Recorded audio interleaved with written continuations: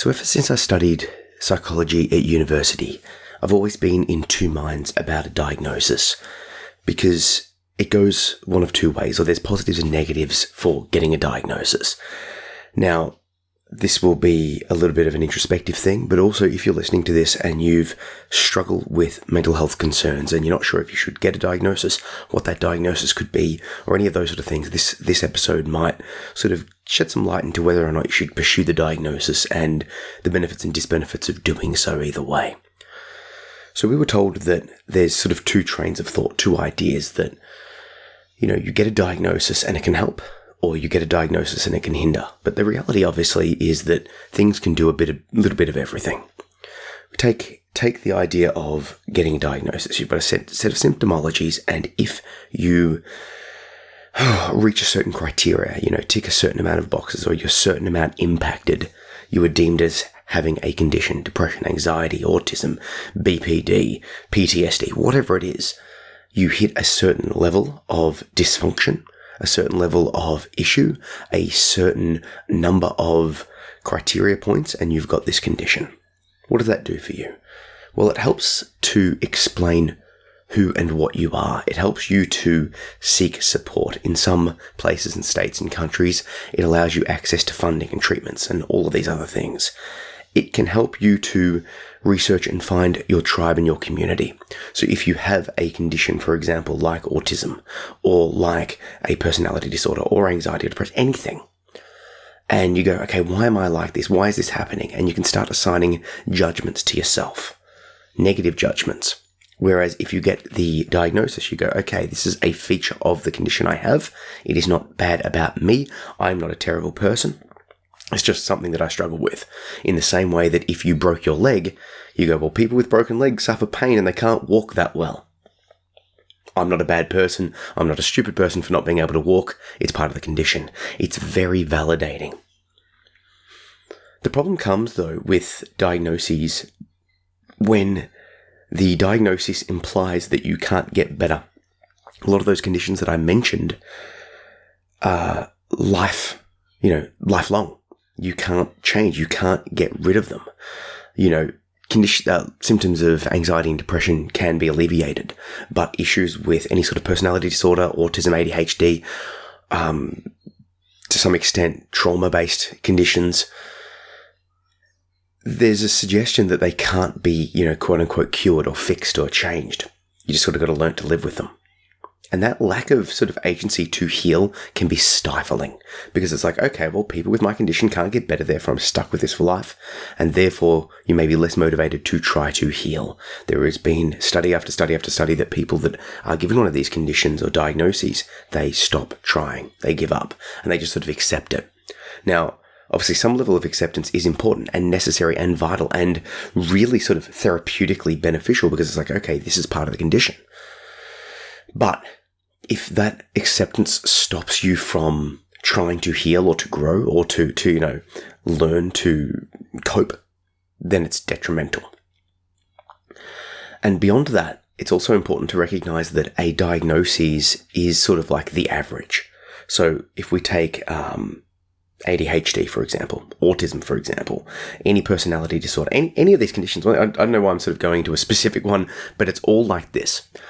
To be diagnosed under the DSM-5 or whatever diagnostic criteria you're going with, you don't need to present the same way as someone else. There's maybe, let's say there's 10 criteria to match and you only need 6 for a diagnosis.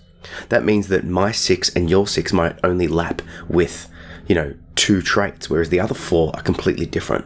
Therefore, my presentation of, the condition and your presentation of the condition aren't really the same at all. Yet we're diagnosed as having the same condition. This is why you find two people that are depressed, 2 people that have autism, 2 people that have ADHD are wildly different. Add to that personality differences, educational differences, environmental differences, and you start to see that these diagnosis criteria they're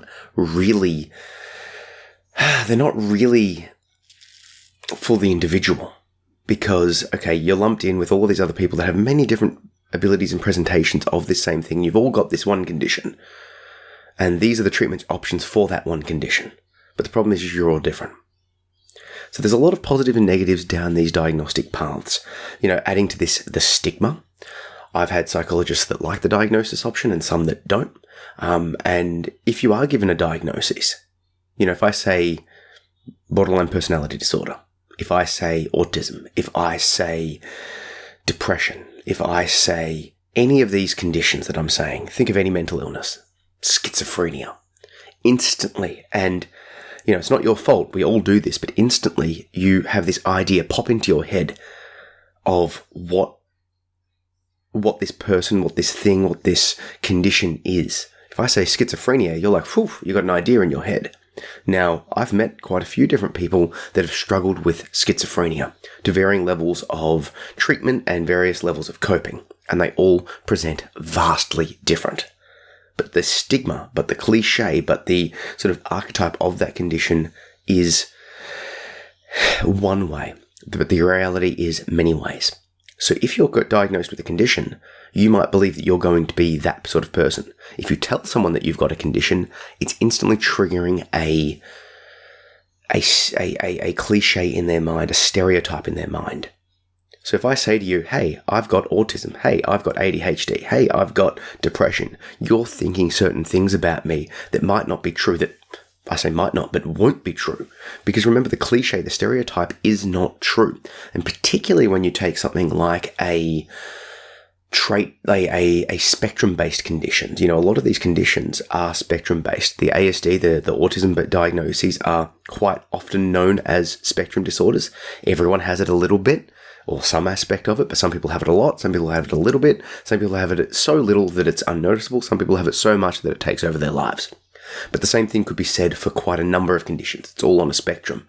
But if you say, oh, hey, I've got autism, and that triggers the stereotype, you're not being triggered for someone that might be very, very high functioning, but sort of struggling in certain areas related to that.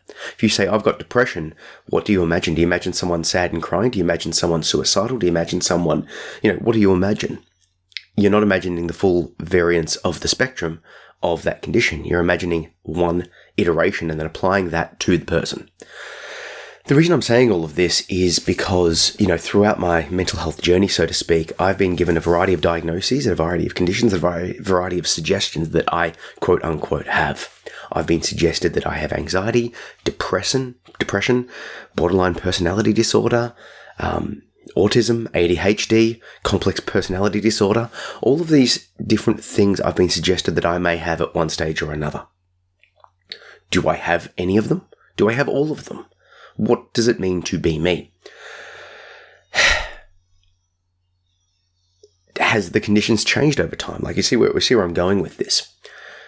Now, I've had a bunch of different psychologists, like I said, go down different paths, and the one I'm currently with doesn't like the idea of diagnosis. It's rather, let's just get you functioning. Let's just get you to a certain level. And I like that because it's like, okay, I'm struggling with these certain things. Let's work out strategies around that. However, I've just recently started reading different books around different topics that are sort of helping to explain different aspects of my personality, different aspects of myself, and they're leaning down towards different ideas or different presentations of different conditions. And reading through certain books, I'm like, okay, I can see that I relate to some of these traits. Some of these traits apply to me. So the book I'm currently reading is, and I'll just get the title, it is called Growing into Autism by, who is it by? Let me have a look. Sandra Tom Jones.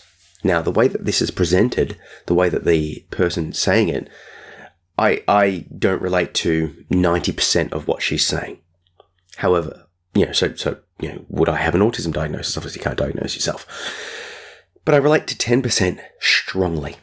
There's 10% in there that I'm like, far out. That is me, and it is explaining a lot. So do I have enough for a diagnosis of autism? Maybe, probably not. But whether or not I do or not, I'm recognizing that there's aspects of that condition that I definitely see, on the spectrum of, right? And reading this book is really helping me, and I'll put a link in the show notes so you can grab a copy, whatnot, but it's really helping me to sort of see, it's like, okay, the fact that I need downtime after social events is normal, quote unquote, for someone like me. The fact that I enjoy one-on-one company more than group company is normal for someone like me. The fact that I struggle with, hypersensitivity to certain smells or sounds or visualizations is normal for someone like me. There's all of these little examples. And like I said, the author of this book, it's incredible. It's a very accessible book. I think everyone should read it because, you'll know someone in your life that has ASD and it will help you to understand them. And also you might find aspects of yourself that explain certain things. But the reason I'm saying all of this is that me reading this book is validating. So now I'm looking at this part going, okay, there's a validation factor here relating to autism. And then I've realized, I've stepped back and I've realized I've done this same process for all of those other conditions that I've said that a psychologist has, quote unquote, diagnosed me with. I see aspects of myself that have issues with depression and with anxiety and with ADHD and with BPD and with complex PTSD. The main, what is, quote unquote, wrong with me? What issues, what condition do I actually have? I don't know. But I've looked into different books and I've been validated by aspects of all of them. But here's the crux of it. If I was to go down a formal diagnosis and go, okay, my issue is social anxiety. My issue is autism. My issue is complex trauma. My issue is whatever, that psychologist diagnoses me with, dissociation. Then I'm now committing myself to that diagnosis and trying to hope that that diagnosis explains everything about me. Or alternatively, I get diagnosed with all of the different things that explain all of those things, and now I've been labelled with this plethora of conditions that seems absolutely overwhelming and ridiculous. So there's no conclusion here, and I'm not saying you shouldn't go down or should go down either path, but for me, I've started to look at this and go, okay, from a completely individualistic perspective, what does it mean to be me and what level of functioning do I want? I want functionality. I want to be able to work, to play, to rest, to recover, all of these things freely.